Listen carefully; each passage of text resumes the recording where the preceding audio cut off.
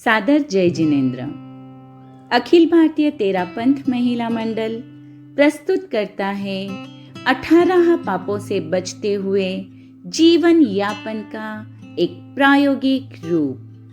परिहार पाप का, निखार आत्मा का। परिहार पाप का, निखार आत्मा का। प्रस्तुत है आपके समक्ष जानकारी 7वें पाप की। 7वां पाप मान पाप।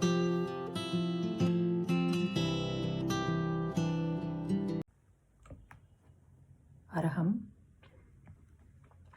18 पापों में 7वां पाप मान की आज हम चर्चा करेंगे। मान का अर्थ है अहम।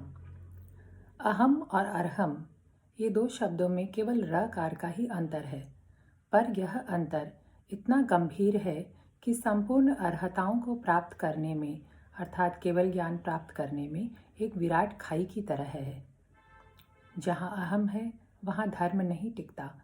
उत्तराध्ययन सूत्र के 3 अध्ययन में कहा गया, सो ही उज्जूय भूयस्स धम्मो शुद्धस्स चिट्ठई। शुद्धि उसे प्राप्त होती है जो ऋजुभूत होता है। प्रश्न है, अहंकार क्यों है? किस बात पर हमें अभिमान है? क्या सच में हम अहंकार करने के अधिकारी हैं? और इस अहम के कारण हमने क्या क्या खोया है? एक छोटे से साल भर के बच्चे को भी यदि नाराज होकर कुछ कह दिया जाए तो उसे भी क्रोध आ जाता है या वह रोने लग जाता है, क्योंकि अहम पर चोट लगती है। यह अहंकार हम अपने साथ जन्मों से संस्कार में लेकर ही आते हैं। अनादिकाल से मैं एक स्वतंत्र अस्तित्व हूँ, यह बोध हमारे अंदर छिपा रहता है। इसलिए जब भी अस्तित्व की अभिव्यक्ति को चोट पहुँचती है, तुरंत हमारा स्वयं के प्रति लगाव अहंकार का रूप ले लेता है। परंतु गहराई से विचार करें तो यह ममत्व शरीर के प्रति है। यदि आत्मा से अपनत्व हो तो यह अहम दूर दूर तक ठहर ही नहीं सकता। यदि हमारे ज्ञान और बुद्धि की प्रशंसा की जाए तो विनम्र आत्मा में यही विचार आता है कि यह तो देव गुरु धर्म की कृपा से ही है तथा पुरुषार्थ के प्रयोग से ही ज्ञानावरण का क्षोभशम हुआ है। विवेक युक्त चेतना में यथार्थ का बोध होता है, जबकि अभिमानी चेतना संपूर्ण श्रेय स्वयं को ही देती है। कर्म और आत्मा के संबंधों का भान उसे नहीं होता। शारीरिक सौंदर्य की प्रशंसा की जाए तो तत्काल यह सोचना चाहिए कि यह तो पूर्व पुण्याई है तथा शरीर नाम कर्म का उदय है, फिर उस पर कैसा अभिमान। कोई अच्छा गाता तो है, पर अपनी सुरीली आवाज़ पर नाज भी इतना हो जाता है कि वह हर संभव कोशिश करता है प्रतिस्पर्धा में कोई भी उससे आगे न निकल पाए, और इसके लिए तरह तरह के हथकंडे भी अपनाता है। मान के दुष्चक्र में फंसकर कहीं ऐसे कर्मों का बंधन न हो जाए कि कभी किसी भाव में या इसी जन्म में कंठ की आवाज़ ही अवरुद्ध हो जाए। ज़रा कर्मों के नियमों को हम समझ लें। याद रखें, पाप किसी का बाप नहीं होता। व्यवहार जगत में भी कोई भी अभिमानी व्यक्ति को पसंद नहीं करता, क्योंकि मानो विनय नासनो 10वें आलियम के 5वें अध्ययन में कहा गया, मान विनय का नाश करता है।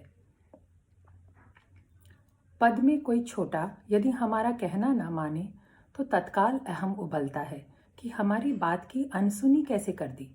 जहाँ तक प्रश्न अनुशासन और व्यवस्था से संबंधित है, कठोर उपाय भी लेने पड़ते हैं, किंतु अहं के आवेश में मर्यादा का उल्लंघन न हो, यह ध्यान देना आवश्यक है।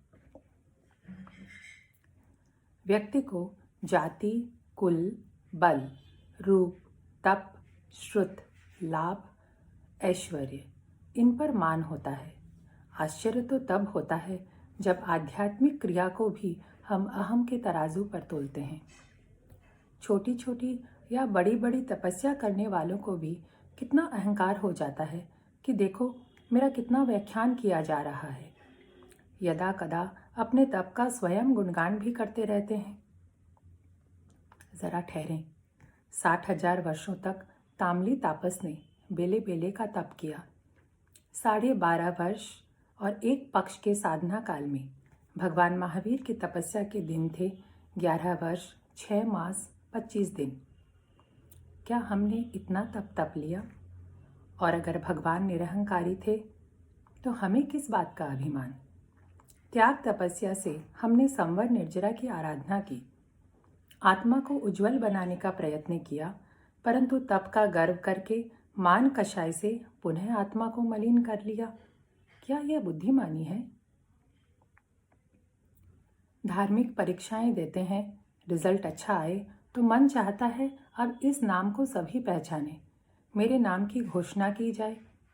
ज्ञान के बल पर तर्क कुतर्क भी कर लेते हैं। यह कितना विरोधाभास है। या फिर कभी कभी अपनी मंदता का एहसास करके निराश हो जाते हैं। हताश होना भी भगवान की आज्ञा में नहीं है, क्योंकि यह स्वयं की शक्ति को अस्वीकार करने जैसा है। भगवान ने कहा, नो हीणे नो अतिरिक्ते, स्वयं को न हीन समझो न अतिरिक्त।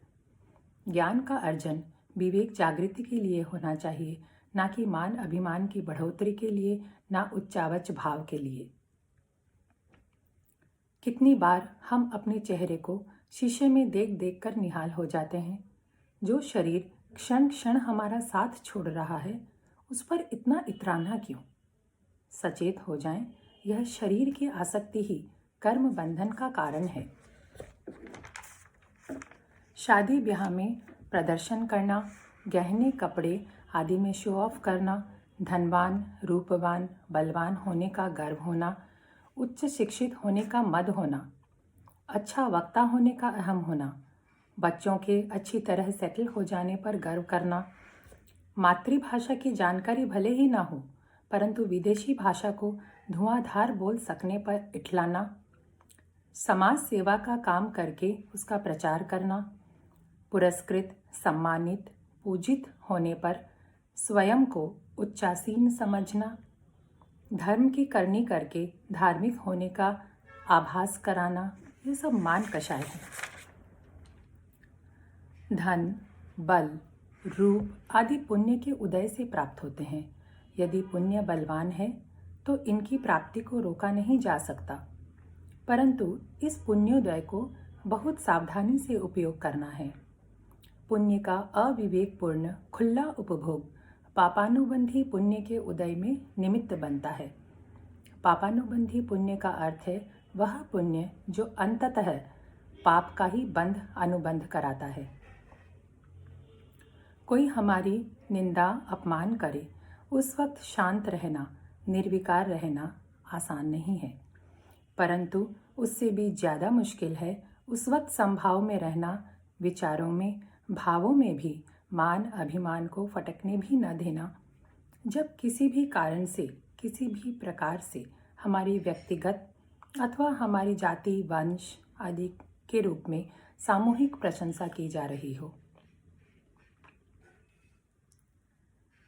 10वें आलियम में कहा गया, पूयनट्ठी जसो कामी मान सम्मान कामये, बहु पसवई पावम माया सल्लंग चकुवई।